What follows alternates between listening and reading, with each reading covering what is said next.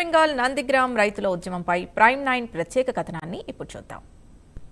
పశ్చిమ బెంగాల్లో రైతుల మరో ఉద్యమం నందిగ్రామ్ ఉద్యమం.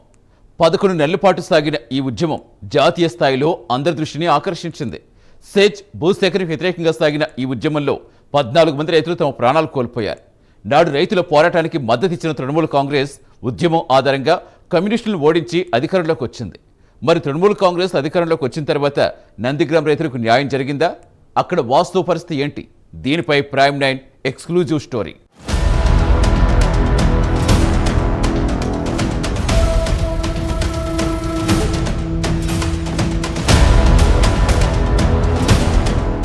పశ్చిమ బెంగాల్లోని తూర్పు మిడ్నాపూర్ జిల్లా నందిగ్రామ్లో 19 ఏళ్ల క్రిందట ఇండోనేషియాకు చెందిన Salim group of company pharma company ఏర్పాటుకు ముందుకొచ్చింది.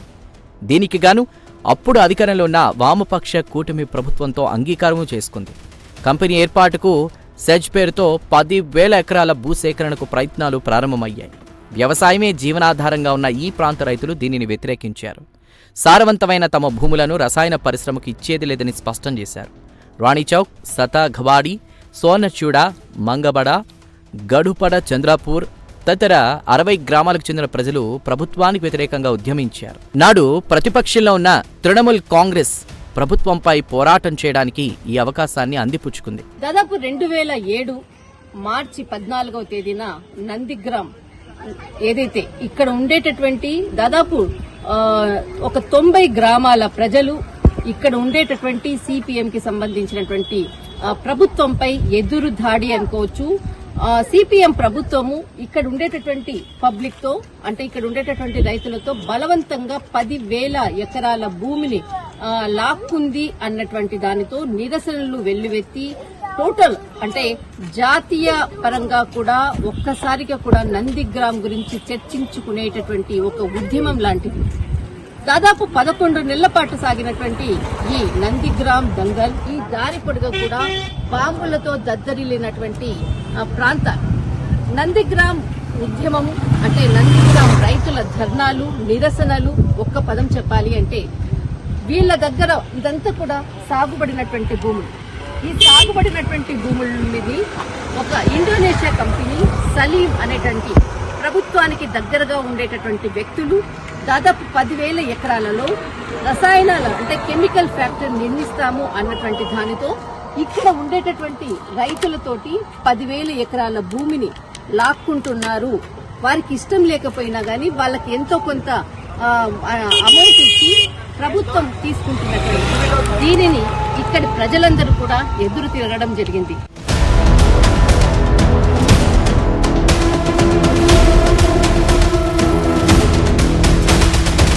తృణమూల్ కాంగ్రెస్ మద్దతు ఉన్న భూమి ఉచ్ఛేద్ ప్రతిరోధ్, నక్సలైట్లు, socialist unity centre of India SUCI, Jamaat ఈ ఉలేమా ఏ హింద్ కాంగ్రెస్లతో ఏర్పడినటువంటి ఒక అనధికార కూటమి ఆ ప్రాంతంపై నియంత్రణ కోసం ప్రభుత్వానికి వ్యతిరేకంగా భీకర పోరాటం చేశాయి.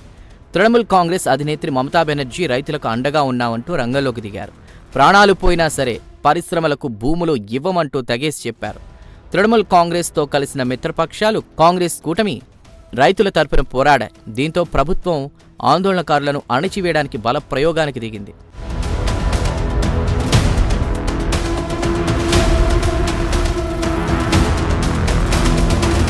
మార్చి 14, 2007వ సంవత్సరం ఉదయం 10 గంటలకు రైతులపై పోలీసు బలగాలు విరుచుకుపడ్డాయి.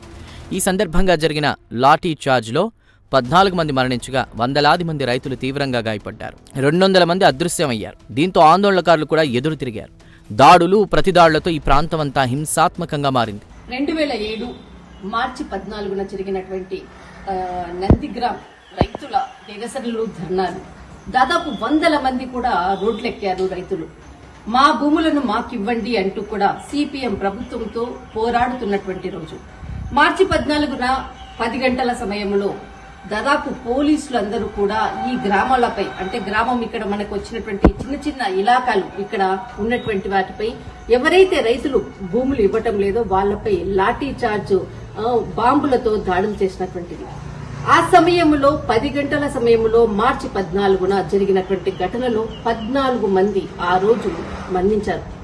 దాదాపు వాళ్ళు షహీద్ ఇక్కడ వాళ్ళు చనిపోయినటువంటి రోజు ఇక్కడ నేను ఉన్నటువంటి వాళ్ళకు గుర్తుగా కూడా ఇక్కడ ఒక ప్రత్యేకమైనటువంటి స్తూపాన్ని కూడా నిర్మించారు ఈ నందిగ్రామ్కి సంబంధించినటువంటి ప్రజలందరూ కలిసి. ముఖ్యంగా ఆ రోజు చనిపోయినటువంటి వాళ్ళలో ఇక్కడ మనకి ఫోటోలు కనపడుతున్నాయి.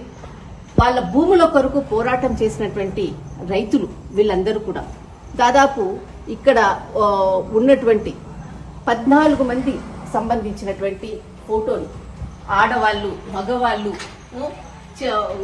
యువకులు అందరూ కూడా వారికి సంబంధించినటువంటి మా పొలాలు మాకివ్వండి, మేము మీకివ్వము పొలము అంటూ కూడా పోరాడినటువంటి సమయంలో పోలీసులు లాఠీ చార్జ్ చేసి వీరిపై దౌర్జన్యంతో బాంబులతో దాడి చేస్తే ఒక్కసారిగా జరిగినటువంటి నిరసన కాండలో 100 మంది కూడా ఇప్పటికీ అంతు చిక్కని ప్రశ్న, వాళ్ళు ఎక్కడికి పోయారో తెలియదు.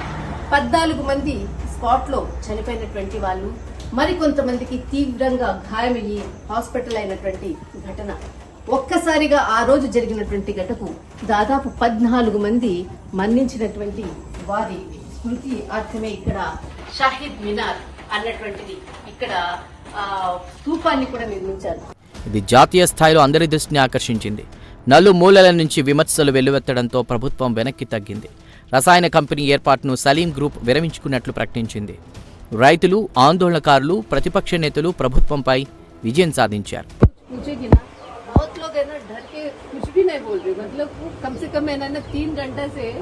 इंतजार कर रही ढूंढ के आ रही. कम से कम मैंने 150 किलोमीटर मतलब 150 किलोमीटर आए उधर से. मतलब कोई भी बोलने के लिए इतना डर क्यों है दादा? मतलब जो एड्रेस बताने के लिए क्यों डर है? मतलब ना कौन सा पार्टी है, क्या है, ये सब कुछ बताओ. वो पार्टी बता रहा बोल दे क्यों इतना डर? पार्टी एड्रेस बताने में क्यों इतना डर है इधर? मतलब लोग पार्टी से कथा बोल यार बाकी.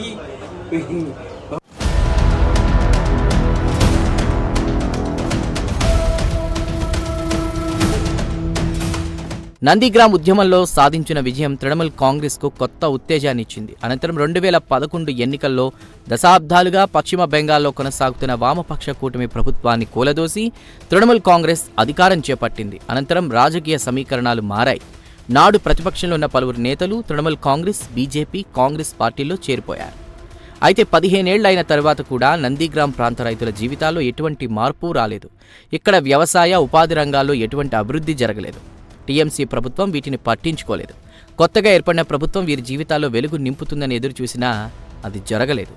మాటను దాదాపు 15 సంవత్సరాల తర్వాత కూడా ఇప్పటి వరకు కూడా ఏదైతే అంటే ప్రభుత్వం ఏదైతే ధైర్యం చెప్పిందో, ఏదైతే వాళ్లకు నేను చేస్తాను, నేను ఉన్నాను అన్నటువంటి ఏదైతే వాదన ఇచ్చిందో దానిని ఇప్పటి వరకు కూడా దానిని ప్రభుత్వం తీర్చలేదు.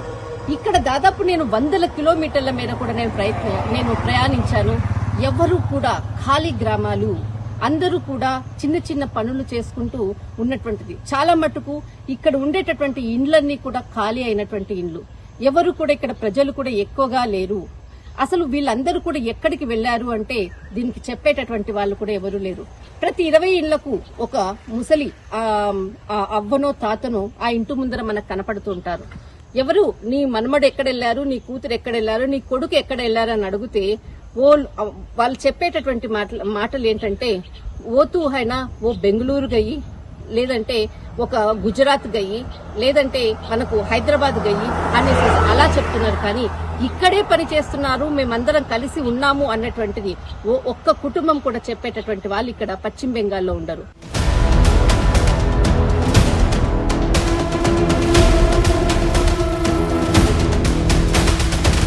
ఈ ప్రాంతానికి చెందిన ప్రజలు ఉపాధి అవకాశాలు లేకపోవడంతో దేశంలోని ఇతర రాష్ట్రాలకు వలసపోతున్నారు. అక్కడ రోజువారీ కార్మికులుగా పనిచేస్తూ జీవనం కొనసాగిస్తున్నారు. ఇప్పుడు కూడా వీళ్ళు ఇదే మాట అంటారు, ఖచ్చితంగా మా జీవితాలు బాగుపడాలి, ప్రభుత్వాలు మాకు సహాయం చేస్తే మా కుటుంబాలు కొన్ని వేల కిలోమీటర్ల దూరం వెళ్లారు, వాళ్ళందరూ కూడా తిరిగి వస్తారు. మార్పు అనేది రావాలి, పరివర్తన అనేది రావాలి. మనుషులు మారితే, పరివర్తన మారితే మాకు అవకాశాలు వస్తాయా అంటే అది కూడా మేము చెప్పలేం. చూడాలి మరి. అసలు ఈ పశ్చిమ బెంగాల్ అంటే ఒక సారవంతమైనది. పశ్చిమ బెంగాల్లో ఒక నానుడు ఉంది. ఏదైనా ఒక మంచి విషయం కానీ, ఒక మంచి అభివృద్ధికరమైనటువంటి అంశాన్ని పశ్చిమ బెంగాల్ ముందే ఊహిస్తుంది. ఆ తర్వాతనే భారతదేశం ఆలోచిస్తుంది. పశ్చిమ బెంగాల్ ఆలోచించిన తర్వాతనే అటు భారతదేశం ఆలోచిస్తుంది. ఎంతో మంది మహానుభావులు పుట్టినటువంటి గడ్డ. ఒక రాజేంద్ర ప్రసాద్ అనుకోవచ్చు, ఒక సుభాష్ చంద్రబోస్ అనుకోవచ్చు, ఒక బంకిం చంద్ర చటర్జీ అనుకోవచ్చు, ఒక మదర్ తెరీసా అనుకోవచ్చు, ఒక రవీంద్రనాథ్ ఠాగూర్ అనుకోవచ్చు. ఇంతమంది మహానుభావులు పుట్టినటువంటి గడ్డ మీద ఇంత ప్రజల దౌర్భాగ్యమైనటువంటి జీవితానికి ఎంతో మంది ప్రముఖులు పుట్టినటువంటి గడ్డ బెంగాల్. వివేకానంద, రవీంద్రనాథ్ ఠాకూర్, అమర్త్య సేన్, బాబు రాజేంద్ర ప్రసాద్, ఎంతో మంది ఆర్థికవేత్తలు, నిపుణులు, రచయితలు, కవులు, ఎన్నో విప్లవాలు పుట్టిన గడ్డ. ఈరోజు ఉద్యోగాలు లేక వలసలు వెళుతున్నటువంటి బెంగాలీ ప్రజలు. దీనికి కారణం ఎవరు? ప్రైమ్ 9 ఎక్స్క్లూజివ్ గా గ్రౌండ్ లో తిరిగిన తర్వాత వాళ్ళ నుంచి తీసుకున్నటువంటి సమాచారంతో నేను ఇవన్నీ విషయాలంతా కూడా గ్యాదర్ చేసిన తర్వాత చాలా మంది కూడా మాట్లాడడానికి ఇష్టపడలేదు. ఒక శత్రువులాగా చూసినటువంటి మనుషులు కూడా ఉన్నారు. కానీ పూర్తి సమాచారం గ్రౌండ్ లో ఉన్నటువంటి రియాలిటీ ఏంటన్నది కనుక్కునేటటువంటి ప్రయత్నమే ప్రైమ్ 9 ఎక్స్క్లూజివ్ గా గ్రౌండ్ లో తీసుకున్నటువంటి సమాచారాన్ని మేము ముందు పెడుతున్నాం. కానీ ఇక్కడ మాత్రం ఒక్క మాట చెప్పాలి, ఏదైనా రైతులు చేసినటువంటి ధర్నాలు, నిరసనలతోటే ప్రభుత్వం మారింది. మరి ఇప్పుడు 15 సంవత్సరాల తర్వాత కూడా అదే రైతులు అనుకోవచ్చు, అదే యువకులు అనుకోవచ్చు, చాలా మంది కూడా మార్పు కావాలి అంటూ కూడా కోరుతున్నటువంటి ప్రస్తుతం ఉండేటటువంటి ఒక అంటే ప్రజల యొక్క అభిప్రాయము ఇది. పశ్చిమ బెంగాల్లో ఉండేటటువంటి రియాలిటీ ఒక నందిగ్రామ్, ఒక సింగూర్ కథ.